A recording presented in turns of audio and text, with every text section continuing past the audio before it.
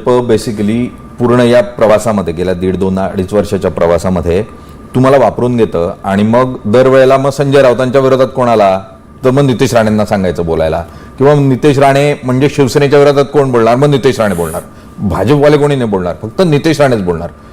आणि त्यांच्या माध्यमातून टीका करून घ्यायची, अशी एक तुमच्याकडे पाहण्याची दृष्टिकोन जो तयार झाला. प्रामुख्याने तुमचा वापरून घेतं हा शब्दावर माझा आक्षेप आहे.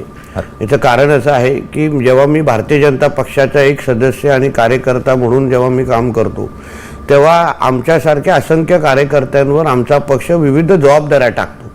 काहींना निवडणुकीच्या जबाबदाऱ्या असतात, काहींना संघटनाच्या जबाबदाऱ्या असतात, काहींना अशा पद्धतीची विविध मोहिमेवर पाठवलं जातं. तर ही एक माझ्या पक्षाने मला दिलेली जबाबदारी आहे.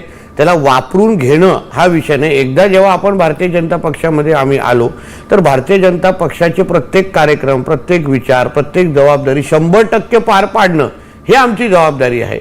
आणि म्हणून त्या रोलमध्ये तुम्हाला आम्ही दिसलेलो आहे.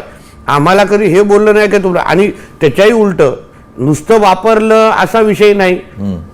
तो काय होतो, भारतीय जनता पक्षामध्ये आल्यापासून सन्मान्य राणे साहेब असो, आम्हाला आमचं कुटुंब, आमचे कार्यकर्ते, प्रत्येकाला मानच मिळत आलेला आहे.